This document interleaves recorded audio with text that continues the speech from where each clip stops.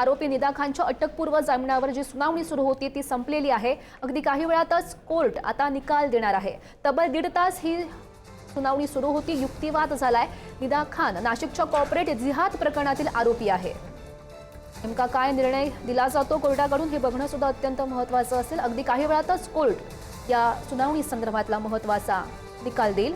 तब्बल 1.5 तास हा युक्तिवाद सुरू होता। याविषयी अधिकची माहिती जाणून घेऊयात। आमचे प्रतिनिधी किरण ताजणे आपल्या सोबत आहेत। किरण, नेमकं काय घडलं या सुनावणीच्या दरम्यान? जवळपास 1.5 तास ही संपूर्ण सुनावणी पार पडली। जी निदा खान या TCS प्रकरणातली जी आरोपी आहेत ती सध्या फरार आहेत, पोलिसांच्या हाती लागत नाहीये आणि अशा सगळ्या परिस्थितीमध्ये गरोदरपणासह वेगवेगळ्या कारणांसह अंतरिम अटकपूर्व जामीन तिच्यासाठीचा जो अर्ज होता तो दाखल करण्यात आलेला होता। नाशिक रोड न्यायालयामध्ये याबाबतची सुनावणी पार पडली। राहुल कासलीवाल हे आरोपीचे वकील म्हणून त्यांनी युक्तिवाद केला। जवळपास 1.5 तास हा युक्तिवाद पार पडला आणि त्यानंतर न्यायालयाने या सगळ्या संदर्भात ऑर्डर देण्यासाठीचा काही वेळ घेतलेला आहे। सरकारी पक्षाकडनं देखील त्यांचा युक्तिवाद अजून पूर्ण झालेला नाहीये। अशा सगळ्या परिस्थितीमध्ये मुदत वाढवून देण्याची मागणी या सगळ्या दरम्यान सरकारी वकिलांकडनं केली गेलेली आहे। त्यामुळे आता अंतिम जो निर्णय आहे तो न्यायमूर्ती काय घेतात हे बघणं महत्त्वाचं असणार आहे।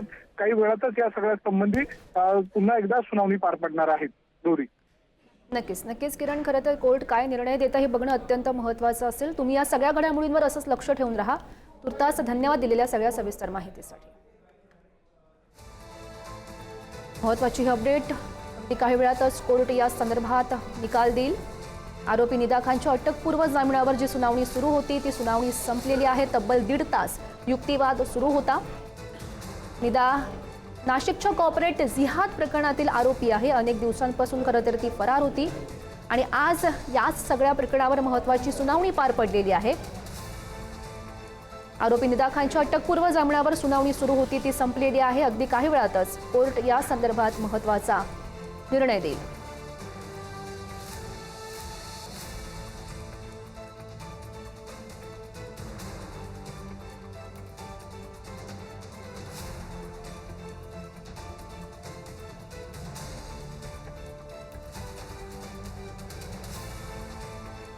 निदा खान नाशिकच्या कॉर्पोरेट जिहाद प्रकरणातील आरोपी आहे आणि आज सुनावणी सुरू होती ती सुनावणी संपलेली आहे। अगदी काही वेळातच कोर्ट या संदर्भात निकाल देणार आहे।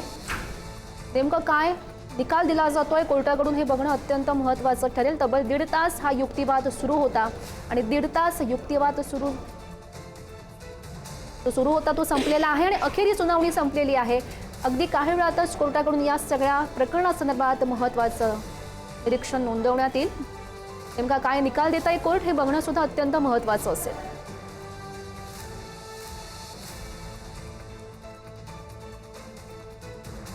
निदा नाशिकच्या कॉर्पोरेट जिहाद प्रकरणातील ही आरोपी आहे। अनेक दिवसांपासून ती फरार होती आणि याच तिच्याच संदर्भातची सुनावणी सुरू होती ती सुनावणी आता संपलेली आहे।